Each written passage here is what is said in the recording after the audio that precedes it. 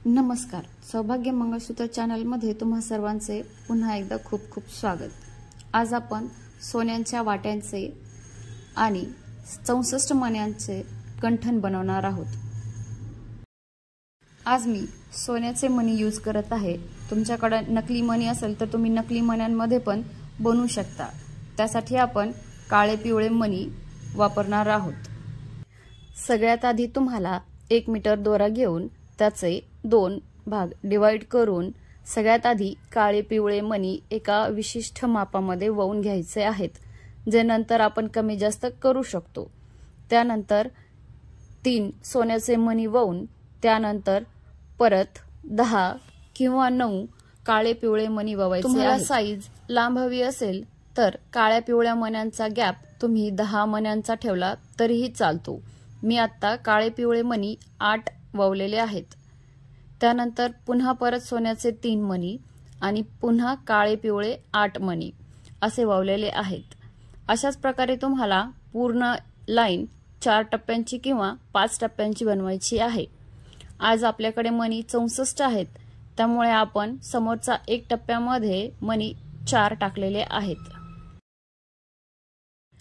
अशा प्रकारे पूर्ण एक लाईन बनवून झाल्यानंतर तुम्हाला अशीच सेम याच मापामध्ये दुसरी लाईन बनवायची आहे, जेणेकरून आपण गंठणची एक साइड पूर्ण करू शकतो। गंठणच्या एका साइडला वाट्या जोडल्यानंतर आपल्याला पुन्हा दुसरा दोरा घेऊन आपल्याला गंठणची दुसरी बाजू वळवायची आहे। अशा प्रकारे तुम्ही दोन्ही बाजू वळवून झाल्यानंतर पॅक करू शकता किंवा मागच्या साइडला तुम्ही स्क्रू ही लावू शकता।